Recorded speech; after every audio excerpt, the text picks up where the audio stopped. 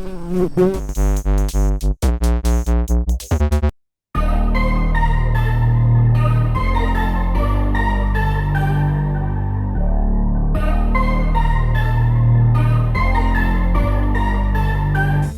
today we're going to look at the Xperia XA2 Ultra by Sony. It has a 23 megapixel rear camera, and then it has two cameras up front.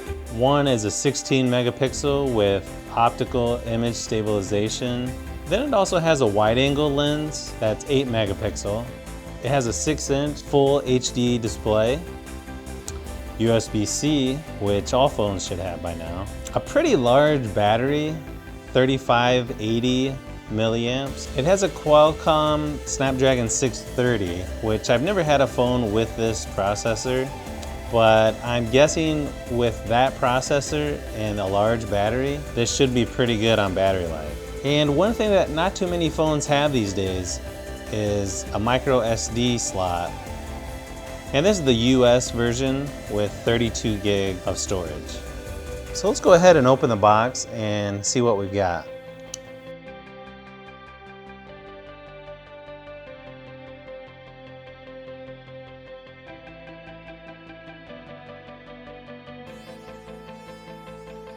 Oh wow, this definitely has some weight to it. So you can see there's the two cameras. And I've got to say, I'm really liking the weight of this phone. It just makes it feel more premium, especially with the metal edges. I'm guessing the back is plastic that looks like metal. It's really hard to tell. That doesn't sound like metal to me, but the sides definitely feel like some type of aluminum, especially here on the bottom. And you can see here's your USB-C port. Got one bottom firing speaker. The weird thing is it looks like it has a microphone on the top and a microphone on the bottom. So you got your volume rocker and power button on the right side. Here's where your SIM card goes and your micro SD card. Which, this is pretty nice. You don't even need a paper clip or a tool to get that open. You can actually just pull that out with your fingernail. And you've got a headphone jack on the top. I'm glad to see there's at least a few companies out there still using these. Here's your two front-facing cameras, your flash, proximity sensor, and the earpiece. So you've got your fingerprint sensor and NFC icon there just to let you know the location. And of course your 23 megapixel camera and flash. You can see the rear camera does stick out just a hair, but that's nothing compared to my OnePlus 3. So just to show you a size comparison, here's my OnePlus 3 next to the XA2 Ultra. So you can see it's just a little bit taller and just a hair wider, which isn't bad considering this is a 6-inch screen. It is a little bit thicker all the way across, where the OnePlus 3 is sort of tapered. Yeah, to me the back of the XA2 Ultra looks like it's just painted, some type of painted plastic, but it still looks pretty good in person. Wow, they definitely don't skimp on the start guides. That's something you could read on your lunch break or something. So here's your 5-volt USB charging brick. Here's your USB-C charging cable. So let's go ahead and power it up.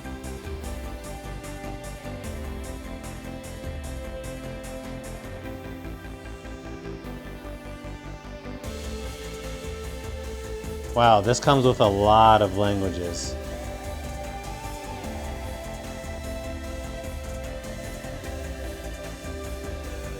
So that just gives you a good idea. I really didn't expect that many languages for a US version. So all you do is tap the backs together, then I just do the fingerprint scanner to confirm, say okay, and now it's copying accounts. So this is pretty cool. So you can see by using NFC, it adds all the same apps and the same wallpaper. So right out of the box, this is Android 8.0.0. And just in case you're wondering, this is model H3223. So I'm gonna go ahead and use this for a couple days, and I'll come back and let you know my first impressions.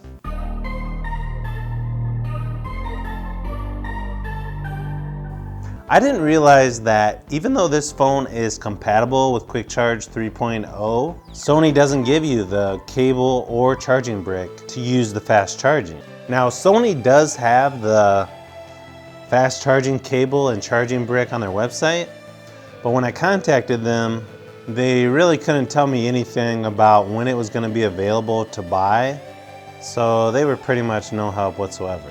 So as soon as it's available to buy online, I'm gonna buy that, because currently this takes way too long to charge.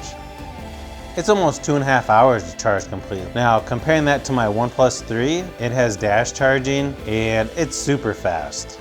Now, it could be that I'm just used to my fast charging on my OnePlus 3, but it'll charge in half that time.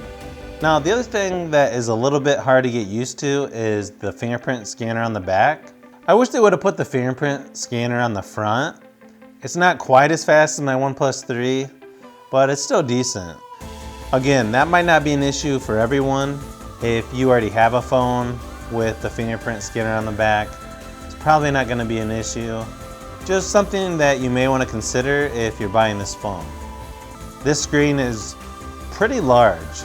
Even though it's only physically just a little bit taller than my OnePlus 3 and just a little bit wider, it just seems really big, which can make it a little bit challenging when you're trying to reach your notifications, especially if you're just doing one hand. And unfortunately, they don't make it like on my OnePlus phone, where you can just swipe anywhere on the screen down to reach notifications. Instead, it brings up this search applications, which I would probably never use. So the good thing about having a phone with a screen this large is videos and movies look great.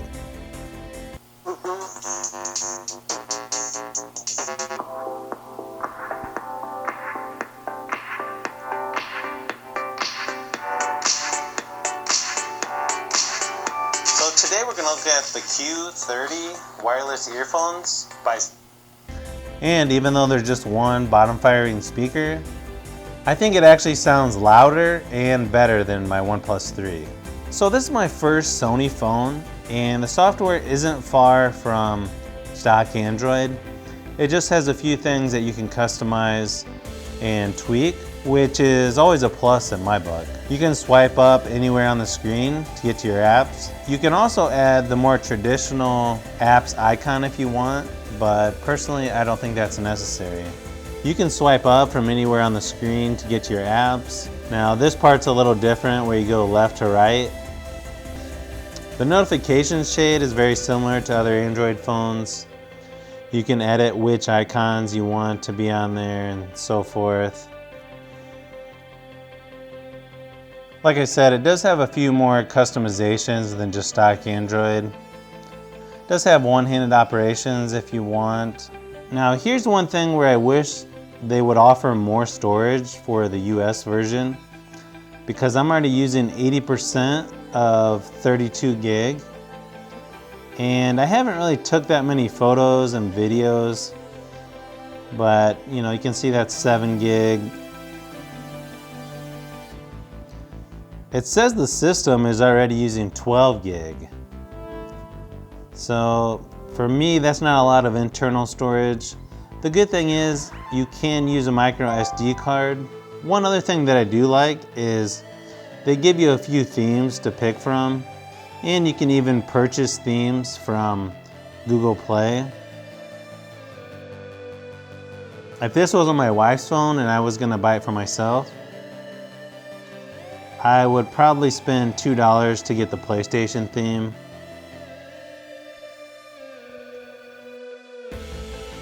But that's just me. That's probably because I've had every PlayStation except the PS4. In order to tell battery life, I think I would have to use this phone more than just a couple days, but it seemed to last long enough to make it through the day and still have extra left over. Especially considering it has stamina mode and ultra stamina mode. Now, when it comes to the camera, it does have a dedicated camera button, which I don't like the placement at all. A lot of the times when I hold the phone, my pinky accidentally hits that button while I'm trying to do something else, and then the camera pops up. So while it is convenient to have a dedicated button, I think they should have moved it to either this side or just somewhere else that you're not constantly hitting.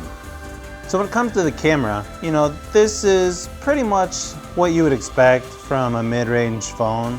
One cool thing about this camera is when you go past video to these little dots, it has a lot of different things you can sort of play around with. But the one I think is interesting is the AR effect. And if you go to, say, dinosaur, you can actually move trees around and make them larger.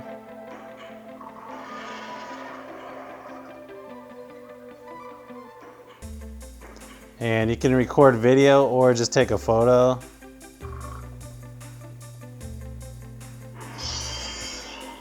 So it's just something fun to play around with.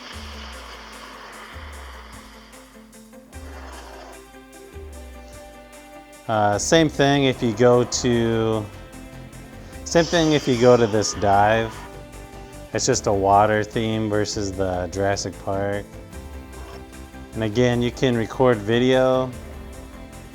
Not sure how you make these little fish bigger, but so it's a little tricky on the smaller. Oh boy. Oh boy. Come here.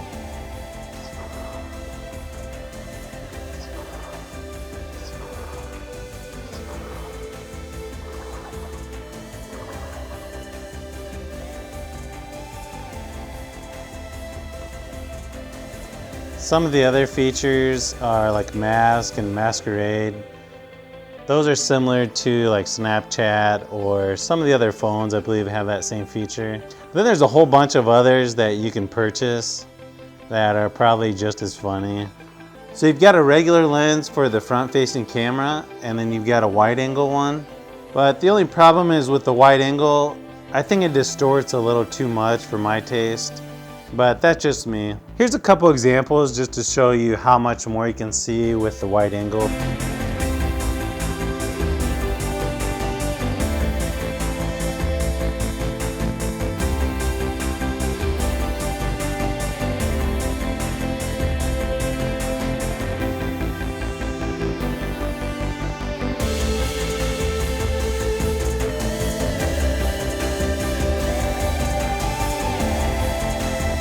I will probably end up doing a couple more videos on this phone just to give you more details, going more in depth on certain features that I wasn't able to cover in this video.